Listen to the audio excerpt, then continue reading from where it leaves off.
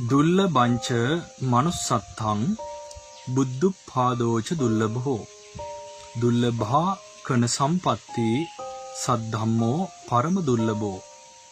පින්වත් දරුවනේ, මේ ගාථා ධර්මයෙන් කියවෙන්නේ මෙලොව ඉතාමත්ම දුර්ලභ කාරණා 4ක් ගැන. දුර්ලභංච manussත්තං කියන්නේ මිනිසෙකු වී ඉපදීම දුර්ලභයි. ඔබ දන්නෝ සංසාරේ පෙර පින් අවශ්‍යයි මනුෂ්‍ය උප්පත්තියට. දාන සීල භාවනා කියන ත්‍රිවිධ කුසල් දහම් වඩලා සද්ධා සීල සුත ත්‍යාග ප්‍රඥා කියන සීක බල ධර්ම සසර වඩලා මේ පාරමී ධර්මයන් පූර්ණ කළ තියෙන්න ඕන මිනිස්සෙකු වෙලා උපත ලබන්න. එහෙනම් මනුෂ්‍ය උපත දුර්ලභයි. මේ මනුෂ්‍ය උපත සුගතියේ උපතක්. එහෙනම් මේ සුගතියේ උපත දුර්ලභයි.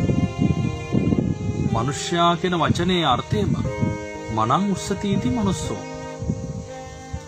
මනස උසස් බැවින් මනුෂ්‍යයයි කියනු ලැබේ කියලා තමයි මේ පාලියෙන් මනුෂ්‍යයා කියන වචනයට දීලා තිබෙන අර්ථය. එහෙනම් මනස උසස් වෙන්නේ කොහොමද?